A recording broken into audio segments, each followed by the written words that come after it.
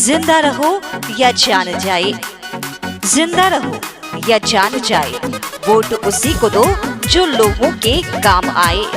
सुनो सबकी, जानो सबकी, लेकिन फैसला करो अपने मन की।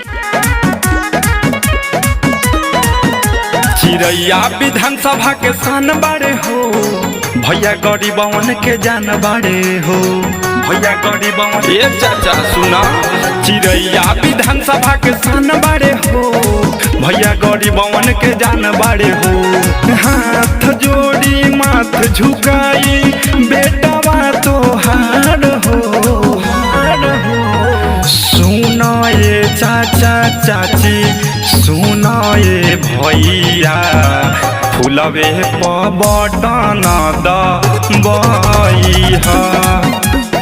भाई लाला बाबू गुप्ता के फेर से जीतइहा, फुलवे पर बटन दबइहा। एनडीए गठबंधन जिंदाबाद, भाई लाल बाबू प्रसाद गुप्ता जिंदाबाद।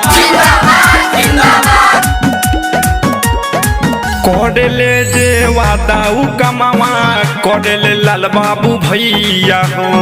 क्षेत्र के गरीबवन खातिर लड़ेले लड़ैया हो, लड़ेले लड़ैया। कोनो विरोधी के झांसा में नाही सुनई ह हमर भाई, सारा किसान के बोझ लिहले बाड़े भैया उठाई। क्षेत्र में आपन कमावा भैया कोइले हजार हो। सुनो ये चाचा चाची, सुनो ये भैया, फुलवे पर बटन दबइहा।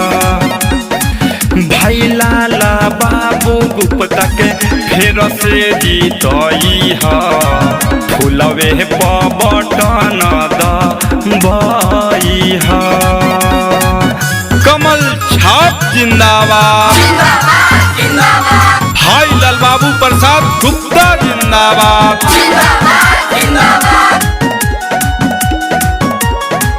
दोनों हथवा जोड़ी रमेशवा, कहे न करी ह भूल हो।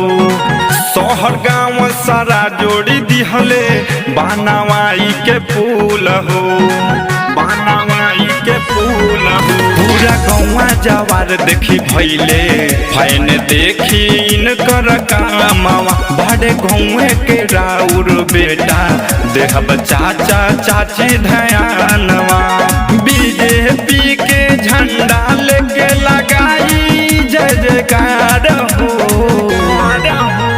सुनो ये चाचा चाची, सुनो ये भैया, फुलवे पर बटन दबइहा।